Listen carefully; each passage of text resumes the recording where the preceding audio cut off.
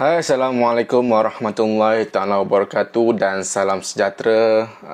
Selamat kembali ke YouTube channel saya. Jadi hari ini kita akan membuat perbincangan yang seterusnya mengenai tajuk bab 9 Geografi tingkatan 2, iaitu tajuk mengenai pemanasan global. Okey, pada video sebelum ini kita telah pun membincangkan tentang maksud pemanasan global dan juga kita membincangkan tentang faktor-faktor yang menyebabkan berlakunya pemanasan global. Jadi pada video kali ini kita akan membincangkan tajuk yang seterusnya, iaitu tajuk 9.3 kesan-kesan pemanasan global, dan juga tajuk 9.4 di mana kita akan membincangkan tentang langkah mengurangkan kesan pemanasan global. Okey, sebelum kita meneruskan perbincangan kita pada hari ini, okey, saya ingin membuat sedikit ulang kaji lah video yang sebelum ini, di mana kita membincangkan tentang maksud pemanasan global dan juga faktor.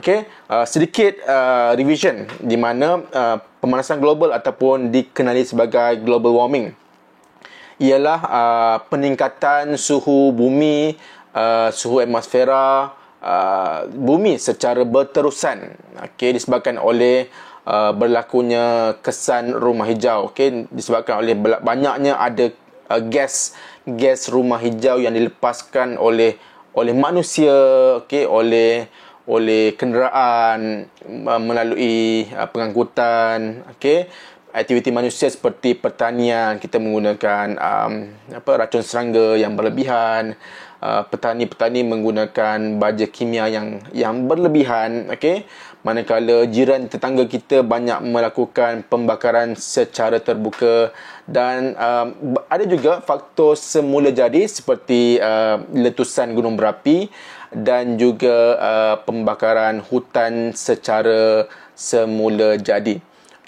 Jadi itu antara isi penting yang kita belajar pada video sebelum ini.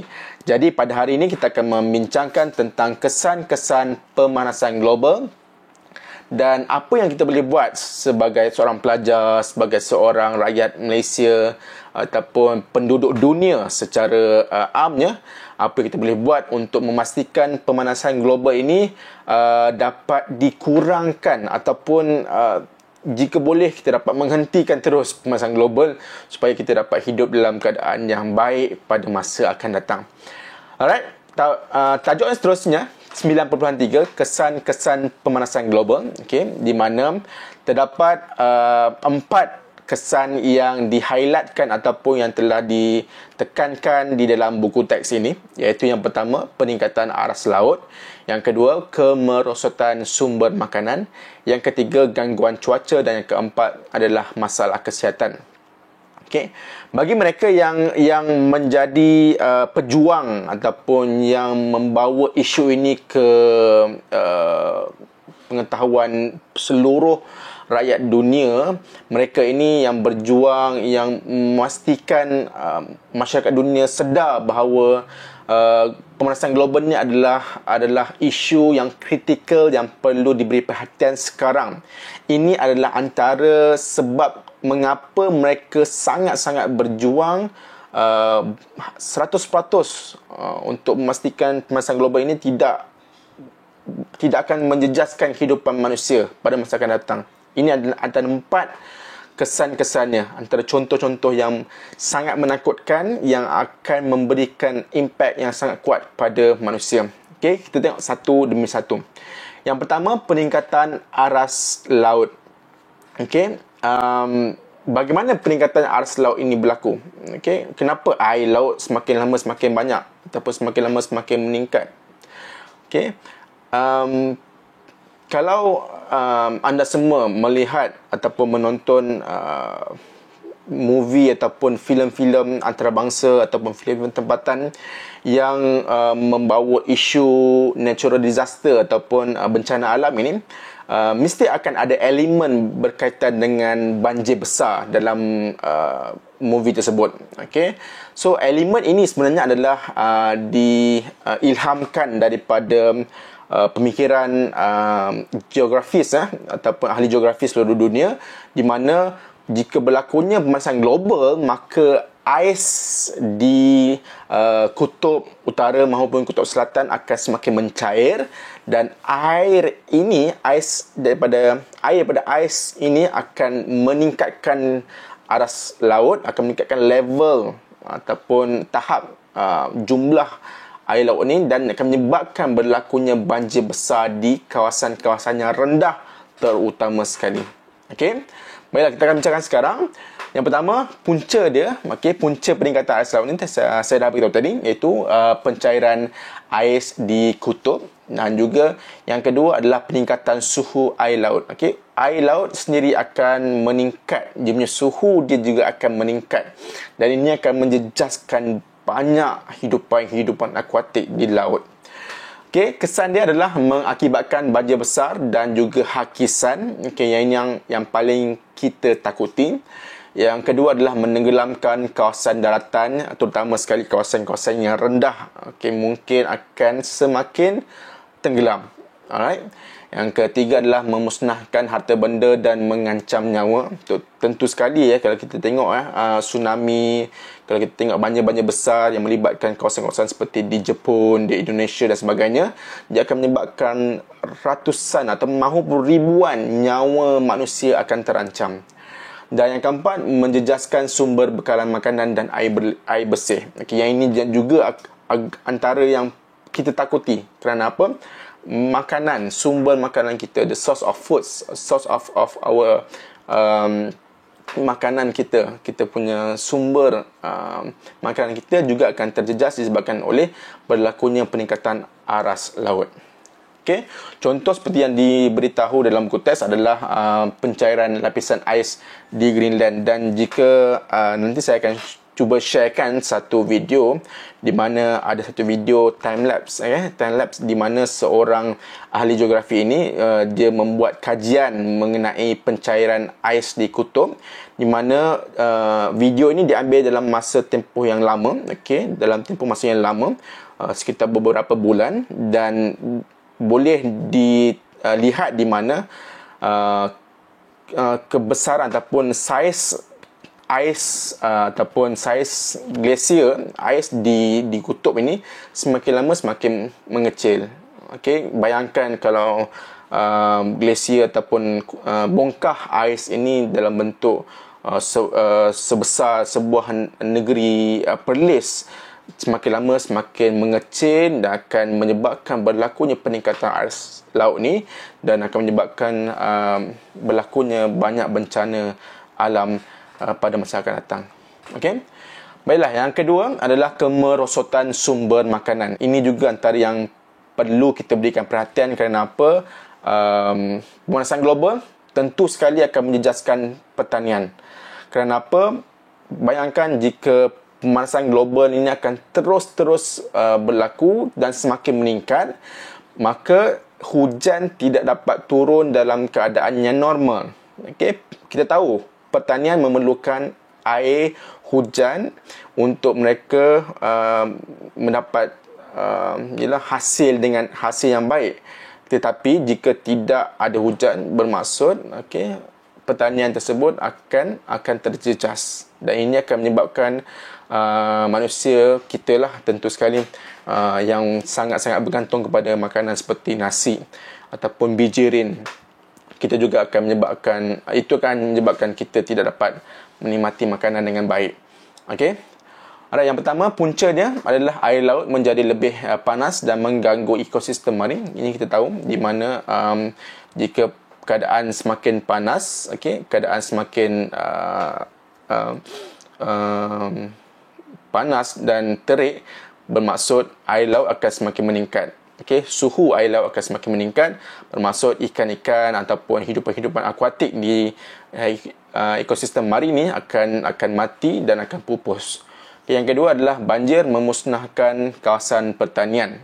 Kita tahu, tadi kita dah bincangkan tentang peningkatan ais laut dan akan menyebabkan banjir, dan banjir juga akan menyebabkan berlakunya kerosakan kepada kawasan pertanian. Okey. Yang ketiga adalah tanah menjadi tandus dan tidak sesuai untuk pertanian. Okey, tanah akan menjadi kering, akan menjadi gersang dan tidak sesuai untuk pertanian. Okey, kita tahu padi sawah memerlukan air yang sangat banyak. Okey, sama juga seperti gandum memerlukan air dan juga memerlukan suhu yang sederhana untuk tumbuh, untuk grow dan sebagai yang berkualiti lah. Tetapi jika kawasan tersebut kering, maka tidak dapat kita ni menikmati hasil tersebut. Baiklah, kesannya adalah mengancam sumber makanan dunia dan akan menyebabkan kita mungkin akan berlakunya krisis makanan seluruh dunia. Okey, mungkin terpaksa kita mencatu, kita kontrol makanan, kita kawal penggunaan makanan. Okey, contoh macam beras 10 kilo tu, seperti kalau jika biasa kita mungkin boleh makan dalam tempoh seminggu ataupun 2 minggu, tetapi disebabkan oleh berlakunya krisis makanan ni, mungkin terpaksa kita gunakan 10 kilo beras ini dalam tempoh masa sebulan maupun 2 bulan.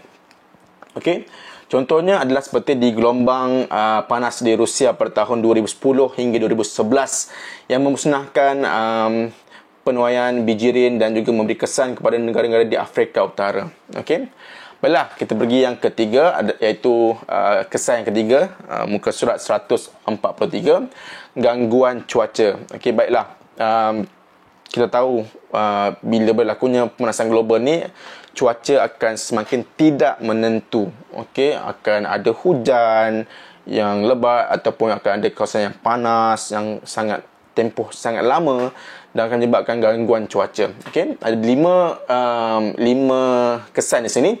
Yang pertama adalah kemusnahan flora dan fauna. Okey, kita tengok bila berlakunya pemanasan global, flora dan fauna akan terjejas. Ini antara faktor ataupun antara kesan yang akan merugikan kita dan juga generasi yang akan datang.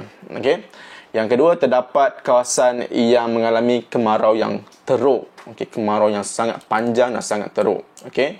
Yang ketiga adalah udara menjadi kering dan jerbu mudah terbentuk. Ini antara bencana alam ataupun pencemaran yang kita tak nak alami di Malaysia terutama sekali. Okey, yang keempat adalah taburan hujan tidak menentu. Okey, akan ada hujan yang terlalu banyak dan mungkin ada hujan yang tidak ada langsung dalam tempoh masa yang lama dan sebagainya.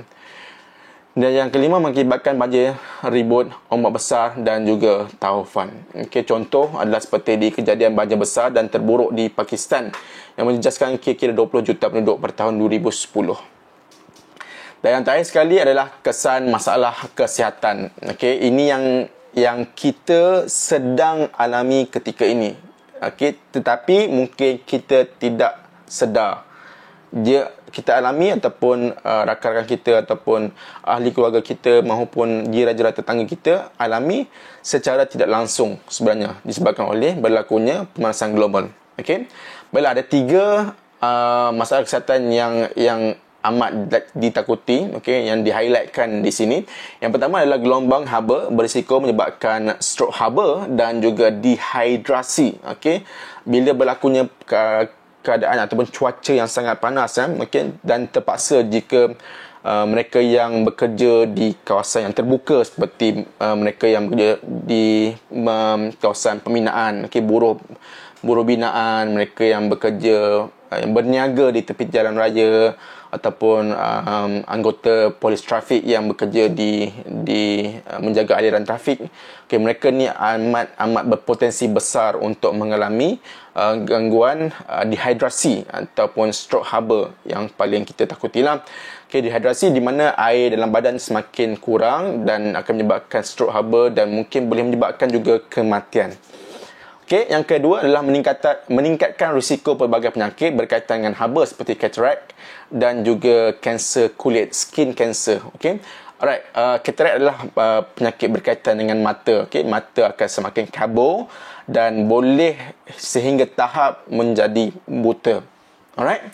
Dan kanser kulit, kita tahulah kanser kulit ni amat menakutkan, di mana kita punya keadaan kulit semakin rosak dan boleh menyebabkan berlaku juga kematian akibat daripada kanser kulit. Dan yang ketiga yang paling kita takuti adalah kehilangan nyawa ataupun kematian. Alright.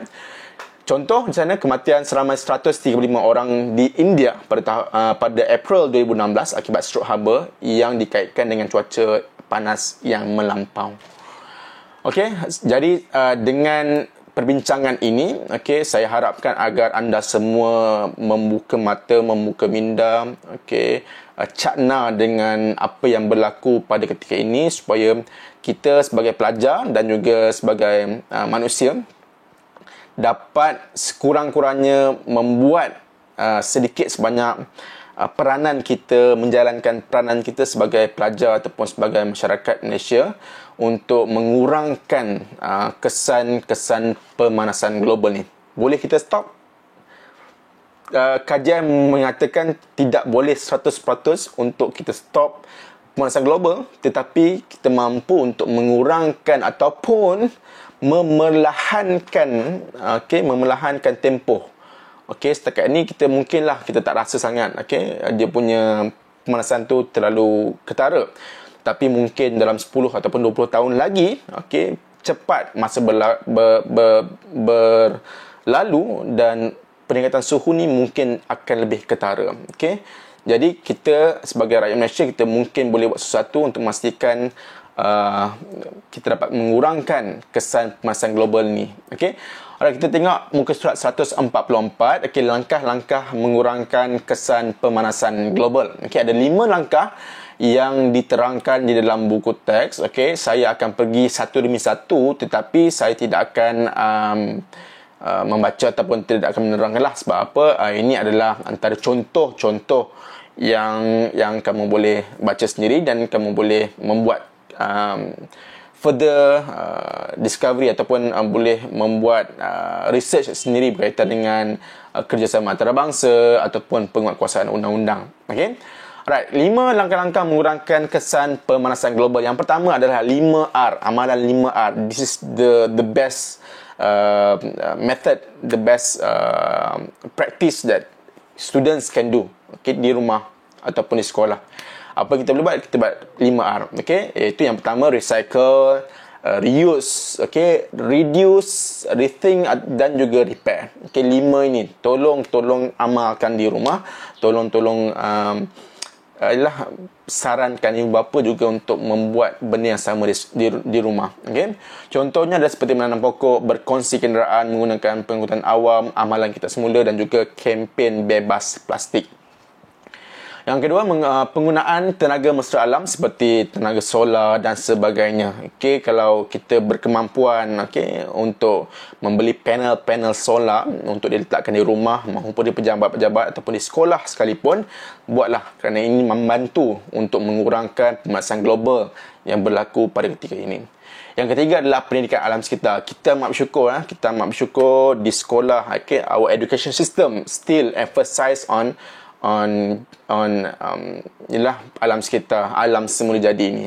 Okey, di sekolah kita ada geografi, kita juga ada sains dan juga kita ada juga di universiti menawarkan kursus-kursus berkaitan dengan alam sekitar ini. Jadi diharapkan dengan adanya pendidikan alam sekitar ini mampu membuka minda dan juga memberi kesedaran kepada masyarakat tentang kepentingan untuk kita mengawal pemanasan global ini sekarang. Yang keempat adalah kerjasama antarabangsa. So ini kita dah bincangkan sebelum ini, di mana pemanasan global ini tidak mampu dikawal oleh satu negara saja. Okay, Malaysia tidak mampu mengawal peningkatan suhu ini sendiri. This is a collective work. Okay, ini adalah kerja secara bekerjasama. Seluruh dunia, setiap negara, setiap manusia perlu menjalankan tanggungjawab ini untuk memastikan peningkatan suhu ini dapat dikawal dengan baik sekali. Okay, justru itu ada beberapa kerjasama antarabangsa yang telah dijalankan pada sejak tahun 1997, 1992 lagi untuk mengawas pemanasan global ini daripada berterusan. Ada 5 di sini. Yang pertama adalah protokol Kyoto tahun 1997. Lepas tu ada panel antara kerajaan tentang perubahan cuaca IPCC, Persidangan Bangsa-Bangsa Bersatu tentang Alam Sekitar pada tahun 1992, Kerangka Konvensyen tentang Perubahan Cuaca UNFCCC, dan juga yang kelima Persidangan Perubahan Iklim di Paris, Perancis dari 30 November hingga 11 Disember tahun 2015 untuk membincangkan ataupun menangani isu perubahan iklim. Ada banyak lagi, ada beratus maupun beribu lagi convention, mesyuarat dan sebagainya untuk memastikan kerjasama antarabangsa ini dapat diteruskan untuk mengawal peningkatan suhu. Yang kelima adalah penguatkuasaan undang-undang. So ini antara langkah yang boleh diambil oleh pihak kerajaan dan pihak berwajib yang ada autoriti, yang ada kuasa untuk memastikan hutan dapat dijaga, tidak sewenang-wenangnya kita boleh menebang pokok, membakar sampah dan sebagainya. So ada 5 di sini akta yang ditubuhkan ataupun yang telah dilaksanakan di Malaysia. Yang pertama adalah Akta Perlombongan Petroleum tahun 1966, Akta Kerajaan Tempatan 1976, Akta Perhutanan 1984, Akta Pengangkutan Jalan Pindaan 2012 yang mengawal pengeluaran asap daripada kenderaan, dan juga Akta Kualiti Alam Sekeliling Pindaan tahun 2012. So ini adalah antara langkah-langkah yang boleh dijalankan oleh masyarakat. Dan muka surat 145, ini adalah tip untuk mengurangkan pemanasan global. Ini tip ini ataupun kita panggil amalan yang boleh dijalankan oleh kita, pelajar, maupun ibu bapa, untuk memastikan pemanasan global ini dapat dikawal dengan baik. Yang pertama, kita tengok yang daripada bawah ya. Menggunakan barangan elektrik jimat tenaga. So ini yang terbaik. Sebab sekarang ni kalau kita tengok syarikat-syarikat yang mengeluarkan peralatan ataupun teknologi elektrik sekarang ini, mereka lebih banyak mengeluarkan teknologi berasaskan jimat tenaga, power saving atau energy saving.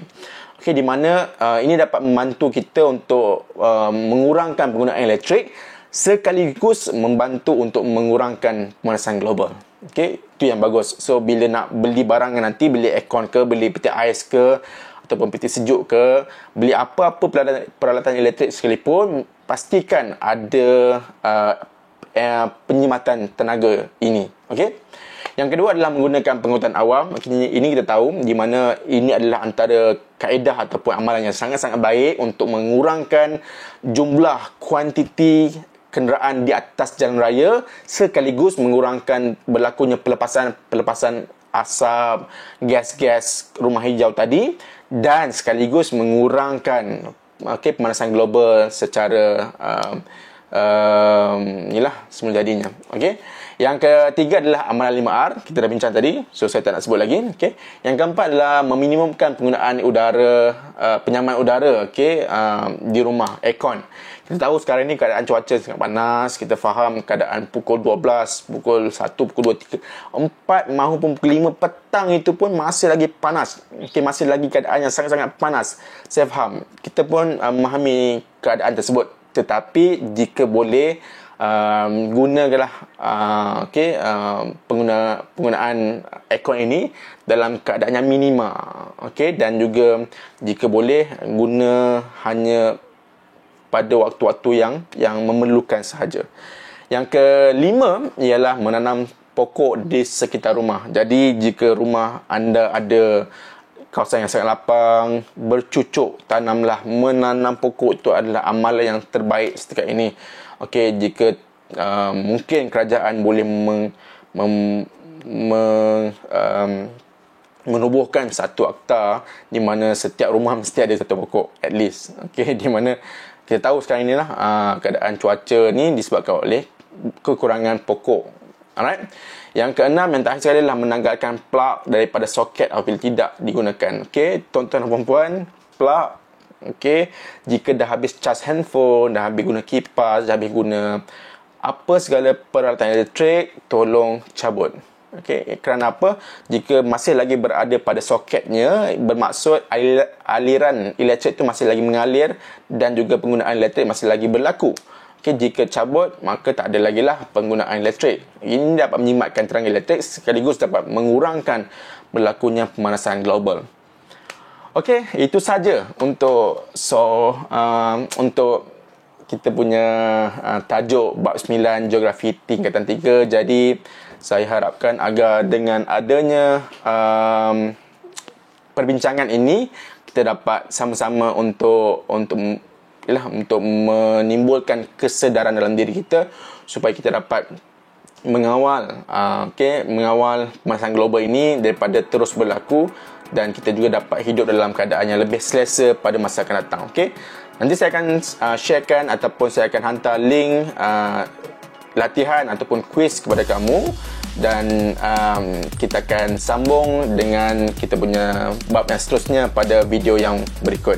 Okey, terima kasih banyak kerana terus bersama dengan saya. Okay, kita akan jumpa lagi nanti. Assalamualaikum warahmatullahi wabarakatuh dan selamat tinggal. Bye bye.